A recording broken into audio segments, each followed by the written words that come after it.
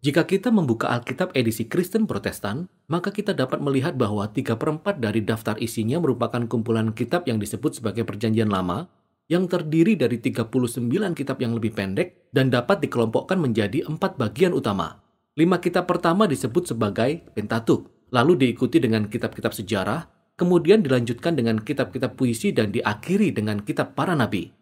Nah, walaupun susunan ini kelihatannya sederhana, tetapi sebenarnya jauh lebih rumit dan menarik. Susunan kitab dalam satu jilid yang disebut Perjanjian Lama ini merupakan tradisi Kristen yang belakangan dikembangkan setelah zamannya Yesus dan para rasul.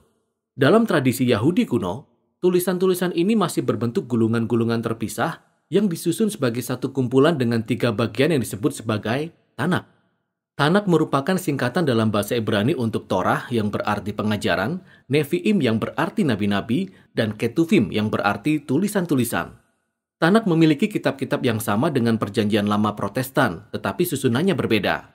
Torah atau Taurat dapat disamakan dengan Pentatuk. Sedangkan kitab para nabi terdiri dari 4 kitab kisah sejarah dan 15 kitab yang dinamai menurut nama nabi-nabi tertentu. Setelah itu, dilanjutkan dengan tulisan-tulisan yang merupakan kumpulan dari berbagai puisi dan cerita.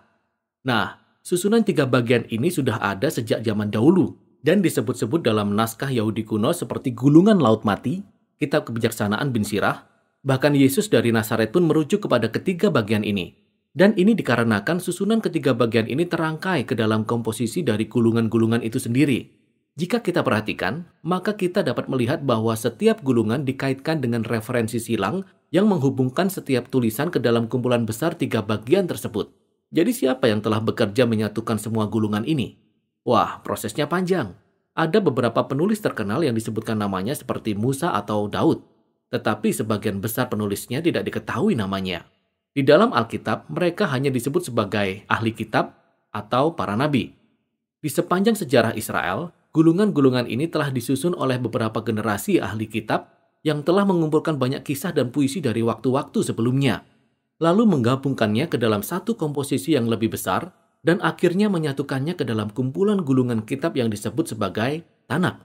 Dari tulisan-tulisan dalam kitab Mazmur dan kitab para nabi, jelas terlihat bahwa para ahli kitab ini sangat percaya pada pimpinan Roh Allah di sepanjang pengerjaannya, sehingga melalui perkataan manusia, Allah dapat berfirman kepada umatnya. Itulah sebabnya mereka sangat menghargai tulisan-tulisan ini. Mereka mempelajari dan menyusunnya menjadi satu kesatuan. Kita tidak tahu kapan persisnya proses ini selesai, tetapi kira-kira di sekitar abad-abad terakhir sebelum zaman Yesus. Secara keseluruhan, Tanak menolong kita untuk memahami sejarah Israel sebagai nubuatan yang mengungkapkan tujuan Allah untuk menyelamatkan seisi dunia. Meskipun kita tidak bisa mendapatkan penjelasan rinci tentang seluruh isi Tanak dalam satu video ini, namun kita bisa memperoleh gambaran secara umum tentang inti dari seluruh gulungan kitab ini. Taurat diawali dengan Allah menciptakan dan memberkati sebuah tempat tinggal yang sangat besar, yaitu dunia yang sangat baik. Kemudian Allah mempercayakan dunia ini kepada ciptaannya yang mencerminkan gambar Allah, yakni manusia, atau dalam bahasa Ibrani, Adam. Allah menunjuk manusia untuk memerintah atas dunia ini sebagai raja dan ratu atas ciptaannya. Pertanyaannya sekarang adalah, apakah mereka mempercayai hikmat Allah untuk bisa membedakan yang baik dan yang jahat? Ataukah mereka menentukan sendiri mana yang baik dan yang jahat buat diri mereka? Nah, ada makhluk lain yang tinggal bersama-sama manusia, yaitu si ular yang misterius. Si ular yang memberontak melawan sang pencipta dan menipu manusia, sehingga mereka dengan bodohnya memberontak terhadap kemurahan Allah. Akibatnya, manusia terpisah dari Allah, sumber kehidupannya, dan mereka dibuang dari taman yang penuh berkat itu sehingga mati di padang belantara yang ganas.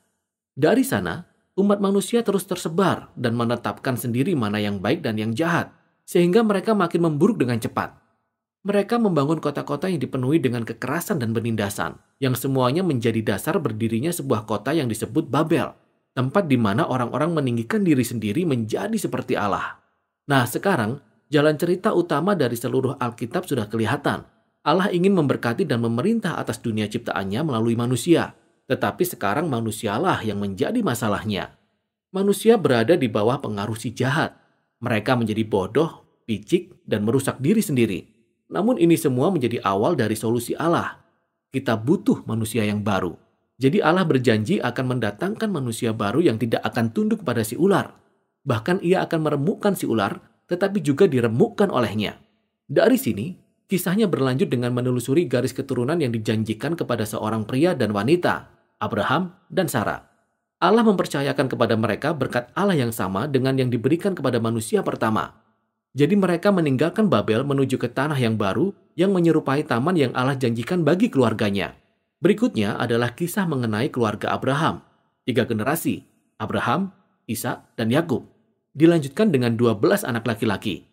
Dan kita sangat berharap pada mereka sampai akhirnya kita melihat kisah keluarga mereka yang hancur dan berantakan.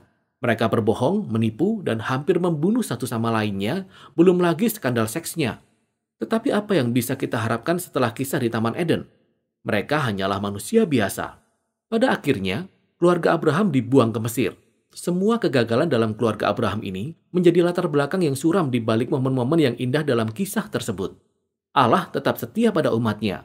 Ia bahkan memberi mereka sebuah janji yang abadi yang disebut sebagai perjanjian, di mana Allah akan menyelamatkan dan memberkati seluruh umat manusia melalui mereka. Bagaimana caranya belum begitu jelas. Tetapi keluarga Abraham berada dalam kondisi yang terbaik ketika mereka beralih dari rencana mereka yang egois dan mulai mempercayai janji Allah dengan iman yang sangat kuat. Dan sejak itu, keluarga mereka makin bertambah banyak. Pada akhirnya mereka diperbudak di Mesir dan kita mulai mengenal satu lagi karakter utama dalam Taurat, yakni Musa. Allah mengangkat Musa untuk membebaskan orang-orang Israel dan membawa mereka ke sebuah gunung di mana mereka semua dibawa ke dalam suatu perjanjian dengan Allah. Mereka diberi 613 hukum dalam perjanjian ini yang merupakan pedoman untuk menjadi manusia baru yang akan dengan setia menjadi saksi Allah bagi dunia ini. Dan Musa menjadi perantara dalam perjanjian ini karena ia memang luar biasa. Ia adalah nabi yang terutama yang menyampaikan firman Allah kepada bangsa Israel. Ia adalah seorang imam yang mewakili bangsa Israel di hadapan Allah. Ia bahkan disebut sebagai seorang raja yang memimpin dan membebaskan bangsa Israel pada saatnya. Namun seiring berjalannya kisah dalam Taurat, orang-orang Israel mengalami kegagalan besar.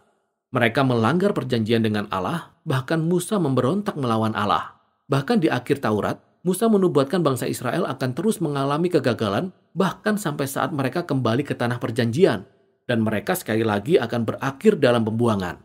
Namun Musa berharap Allah akan memenuhi janjinya untuk menyelamatkan bangsa Israel. Suatu hari nanti Allah akan membereskan kegagalan mereka dan menyembuhkan hati mereka yang egois sehingga mereka bisa sungguh-sungguh hidup dan mengasihi Allah. Dan kemudian matilah Musa. Nah, kalimat-kalimat terakhir dalam gulungan kitab ini sangatlah mengejutkan, karena kita akan mendengar dari ahli-ahli kitab yang menyusun tanak dari sudut waktu yang maju ke depan. Mereka merenungkan kembali kisah Musa dari sudut pandang mereka, dan menyatakan bahwa dalam sejarah Israel, nabi seperti Musa tidak akan pernah ada lagi. Wah, aku berharap seorang nabi, imam, raja yang seperti dia akan datang lagi. Dari sini kita beralih ke bagian Nevi'im, yang terdiri dari 2 kumpulan. Yang pertama, nabi-nabi awal. 4 narasi tentang kisah bangsa Israel di tanah perjanjian yang diceritakan oleh para nabi dari sudut pandang di masa depan. Pada awalnya semua berjalan dengan baik di bawah kepemimpinan Yosua. Kita tahu bahwa ia menjadi pemimpin yang sukses karena ia seperti Musa dan selalu merenungkan kitab suci siang dan malam. Tetapi akhirnya Yosua pun mengalami kegagalan. Inilah awal dari kejatuhan bangsa Israel yang panjang dan menyakitkan menuju kehancuran. Tepat seperti yang telah diperkirakan oleh Musa dan dalam kisah di Taman Eden. Kebanyakan kisah ini berfokus pada kegagalan para raja, para nabi, dan imam-imam Israel. Bagaimana mereka telah berbohong, menipu, saling membunuh, dan menyembah berhala. Pada dasarnya, kisah ini mengulangi kisah kegagalan para leluhur mereka tetapi lebih lama dan lebih mengerikan. Namun ada titik terang, di mana Allah menegaskan kembali janjinya untuk memberkati seluruh umat manusia melalui seorang manusia baru, yaitu seorang raja dari garis keturunan Daud. Dan kita dapat melihat beberapa kisah seperti Daud atau Salomo yang mengalami saat-saat seperti Abraham ketika mereka mempercayai Allah. Tetapi ini tidak pernah bertahan lama. Dan tahukah Anda, keturunan Abraham akhirnya kembali ke tempat di mana mereka berasal, yaitu ketika mereka ditaklukkan dan dibuang ke Babel. Tetapi ingat, seluruh kisah ini diceritakan oleh para nabi dari sudut pandang di masa depan. Jadi mereka tahu pembuangan ini bukanlah sebuah akhir. Sehingga mereka menyusun kisah masa lalu Israel ini sebagai penunjuk kepada pengharapan mereka di masa depan. Ketika Allah membebaskan umatnya dari Babel, ia akan mengirimkan seorang raja baru yang seperti Musa dan Daud dan Salomo pada saat mereka masih setia. Sebenarnya inilah yang menjadi inti dari bagian kedua dari Nevi'im, yaitu nabi-nabi berikutnya. Ada 3 tulisan panjang dan 12 tulisan pendek yang terkait dengan nabi-nabi tertentu, yang memang sengaja disusun untuk mengingatkan kita akan 3 plus 12 leluhur sejak kitab Kejadian, yang kisah kegagalannya juga mengandung benih-benih pengharapan di masa depan.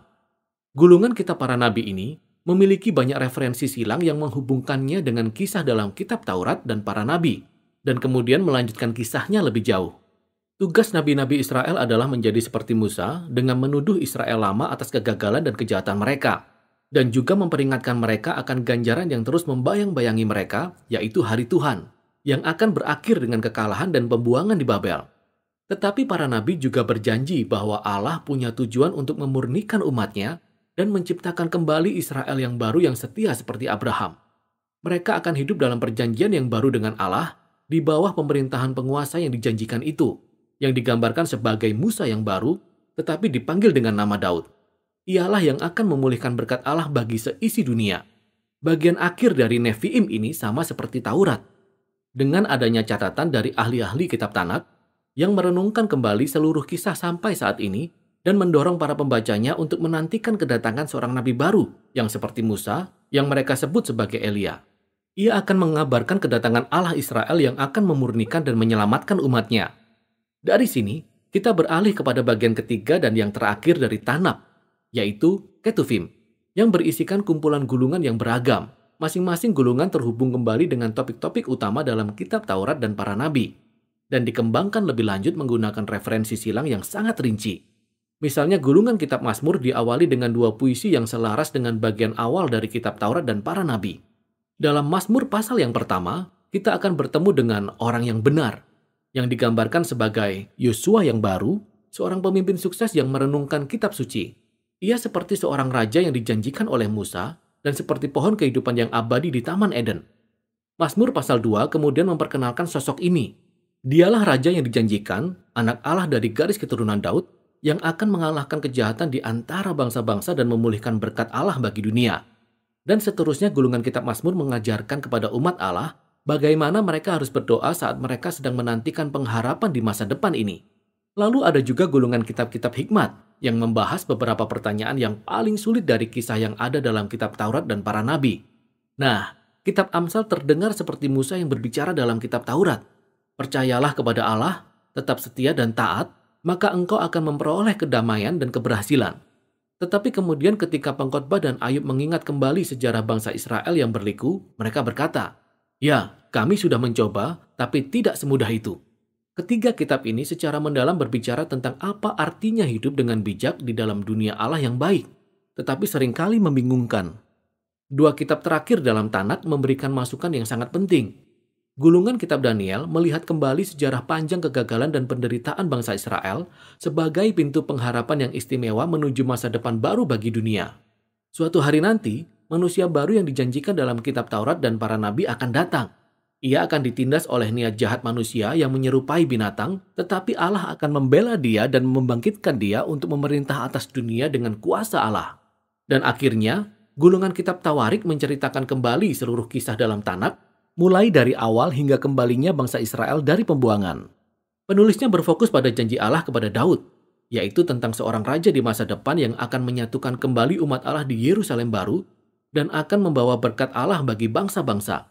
Baris terakhir dari gulungan kitab Tawarik ini telah dipadankan dengan tulisan-tulisan penting dari seluruh kitab Tanakh.